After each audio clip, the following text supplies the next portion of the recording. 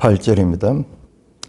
에브라임은 9장 8절 나의 하나님과 함께한 파수꾼이며 선지하는 모든 길에 친 새 잡는 그물 같고 그의 하나님 전에 원한이 있도다. 하나님의 전에는 원한이 있도다. 그들은 기브아의 시대와 같이 심히 부패한지라 여호와께서 그 악을 기억하시고 그 죄를 벌하시리라. 자, 8절에 에브라임은 나의 하나님과 함께한 파수꾼이며 상당히 좀 의미가 좋은 의미 같잖아요. 근데 전체 내용을 보면 아주 부정적이야. 그래서 그 의미도 완전 전체적으로 부정적 맥락으로 보는 것이 맞을 것 같습니다. 에브라임은 나의 하나님과 함께한 파수꾼이며 선지자는 모든 길에 친 새 잡는 자의 그물 같고 그의 하나님의 전에는 원한이 있도다. 그들은 기브아에서 시대와 같이 힘이 부패한지라 여호와께서 그 악을 기억하시고 그 죄를 벌하시리라. 자, 거기까지. 자, 여기 기브아의 시대는 무엇을 가리키냐 그러면 이 기브아는 사울의 도시잖아요. 사울이 기브아 출신이잖아요. 그래서 왕정이 시작된 그것을 기브아로 말하는 것입니다. 그래서 뿐만 아니라 사사기 19장에서 20장 보면은 기브아의 베냐민 지파가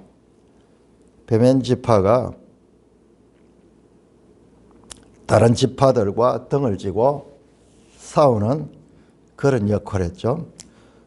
그래서 기브아 시대와 같이 심히 부패했다.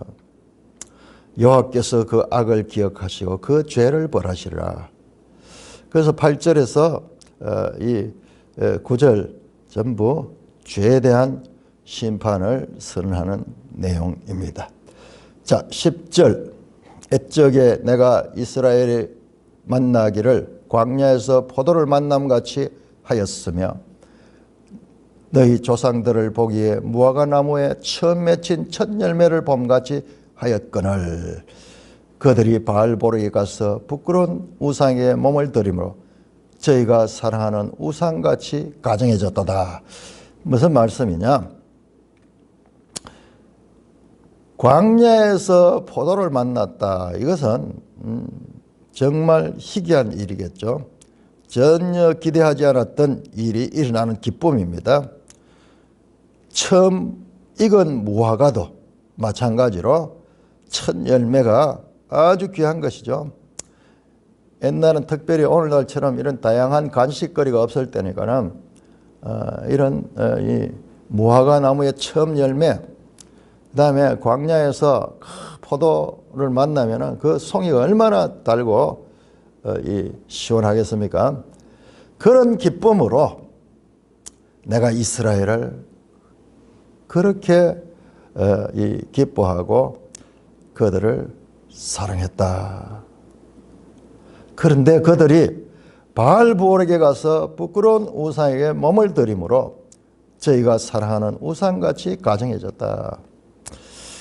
그 그레고리 빌이라는 그 성경 신학자가 있는데요. 우상에 관해서 주제로 쓴 책이 있는데 거기 보면은 사람들이 우상을 섬기면은 그 우상과 그 사람이 닮아진다는 거예요. 그 우상이 아주 풍요와 번영과 무슨 이 본능에 충실한 신이면은 그 사람도 그 신을 섬기면 그 신을 닮아간다는 거예요. 참 놀랍죠? 야, 그렇다면은 그것을 역으로 우리가 하나님을 바르게 섬기면은 하나님을 닮아갈 수 있는 거예요. 그런데 하나님을 섬기는데 저 탐욕과 이 땅의 풍요와 번영만을 추구하는 그런 바알보르 같은 성품을 가지고 그런 삶을 산다는 것은 그것은 잘못된 거죠. 저가 사랑하는 우상같이 가정해졌다. 에브라임의 영광이 새같이 날아가리니 해산한 것이 나 아이 베는 것이나 임신한 것이 없으리라. 그들이 자식을 기를지라도 내가 그 자식을 없이하여 한 사람도 남기지 아니할 것이라. 내가 그들을 떠나는 날에는 그들에게 화가 미치리로다.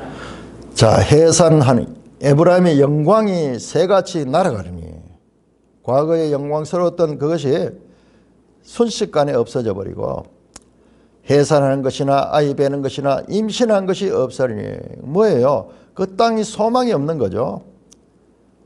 오늘날 우리 대한민국에도 인구 문제가 심각하게 이렇게 자리를 잡고 있는데 이런 건 꿈에도 생각해 본 적이 없죠. 자, 그렇듯이 혹은 자식을 기를지라도 내가 그 자식을 없이하여 한 사람도 남기지 않을 것이라. 내가 그들을 떠난 날에는 그들에게 화가 미치리라. 13절입니다. 내가 보건대 에브라임은 아름다운 곳에 심긴 두로와 같으니 그 자식들을 살인한 자께로 이끌어 내리로다. 여호와여 그들에게 주소서. 무엇을 주시려 하나이까? 아이 베지 못하는 태와 젖없는 유방을 주시옵소서. 자, 이 13절도 번역이 쉽지 않은, 해석이 쉽지 않습니다.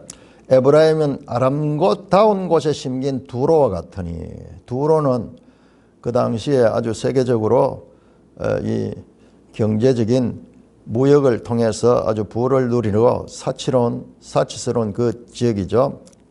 고대 페니키아예요. 페니키아.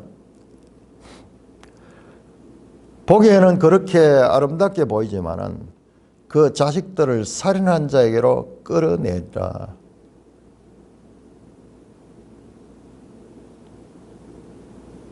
살인한 자에게는 그게 아수르를 가리킵니다. 그 자식들을 아수르에게로 끌고 가게 될 것이다.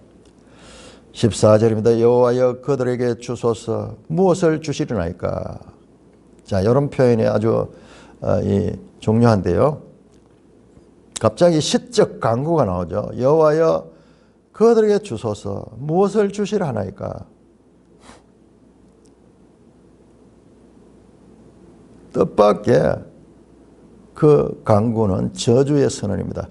아이 빼지 못하는 태와 젖 없는 유방을 주시옵소서. 아이를 잉태하지 못하고 혹이 잉태하여 출생을 했더라도 기를 수 있는 젖이 없는 유방, 생명이 없는 그와 같은 죄의 참혹한 결과들을 여러 가지 시적 표현을 통해서 반복해서 말씀하고 있습니다. 15절입니다. 그들의 모든 악이 길갈에 있었으므로 내가 거기에서 그들을 미워했노라. 그들의 행위가 악함으로 내 집에서 그들을 쫓아내고 다시는 사랑하지 아니하리라. 그들의 지도자들은 다 반역한 자니라. 에브라임은 뼈를 맞아 그 뿌리가 말라 열매를 맺지 못하나니 비록 아이를 낳을지라도 내가 그 사랑하는 태의 열매를 주기리라. 그들이 듣지 아니하므로 내 하나님이 그들을 버리시니 그들을 여러 나라 가운데로 떠도는 자가 되리라. 자, 그들이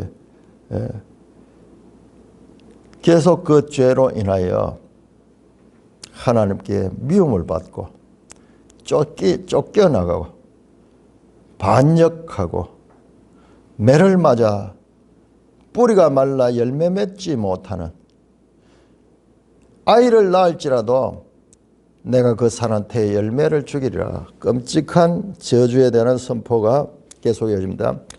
그들이 듣지 아니하므로 내 하나님이 그들을 버리시리니 그들이 여러 나라 가운데 떠도는 자가 되리라. 자, 이것도 여러 나라 가운데 떠도는 자, 그러면 우리가 딱 알아들어야 돼요. 자, 우리 신명기 28장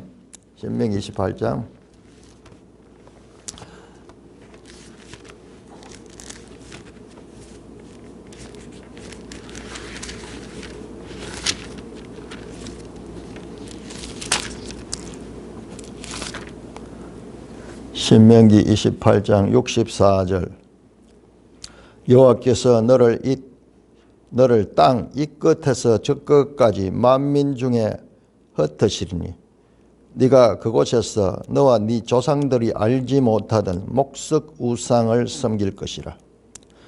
그 여러 민족 중에서 네가 평안함을 얻지 못하며 네 발바닥이 쉴 곳도 얻지 못하고 여호와께서 거기에서 네 마음을 떨게 하고 눈을 쇠하게 하고 정신을 산란하게 하시리니 내 생명이 위험에 처하고 주야로 두려워하며 내 생명을 확신할 수 없을 것이라.